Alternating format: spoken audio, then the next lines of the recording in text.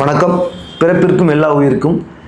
கிருஷ்ணா டாக்கீஸில் இனிமேல் வரப்போகிற காலங்களில் நான் விஜய்க்கு ஆதரவாக பேச போகிறேன். ஏன் நான் விஜய்க்கு ஆதரவாக பேச போகிறேன் அப்படின்றத இந்த வீடியோவில் உங்களுக்கு தெளிவாக சொல்ல போகிறேன். ஏன் நான் விஜயை பற்றி பேசணும் அப்படின்னு நீங்கள் எல்லோரும் கேட்கலாம். ஒரு மனிதன் சம்பாதிக்கிற ஒரு படம் நடித்தா 100 கோடி ரூபா படம் எனக்கு கிடைக்கும் அப்படின்னு இருக்கிற இடத்த விட்டுட்டு ஒரு அரசியலுக்கு வரணும்னு நினைக்கிறாரு.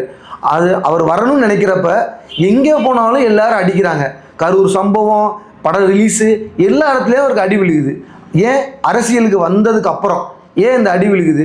ஏன் நம்ம நாட்டை ஆள்ற அரசியல்வாதிகளும் ஆண்ட அரசியல்வாதிகளும் சினிமா துறையிலிருந்து தானே வந்தாங்க. இவரை மாத்திரம் ஏன் இப்போ வந்துட்டாரு, சினிமால இருந்து அரசியலுக்கு வந்திருக்காரு, அரசியல் வந்திருக்காருன்னு எல்லாரும் விமர்சனம் வைக்கணும். ஒரு 30 வருஷத்துக்கு மேல திரையுலகில் மக்கள் அவர் தூக்கி வச்சு கொண்டாடிட்டாங்க. அடுத்து வரப்போற ஒரு 30 வருஷத்துக்கு மக்களுக்கு நன்மை செய்யணும் தான் அவர் அரசியலுக்குள்ள வர்றாரு.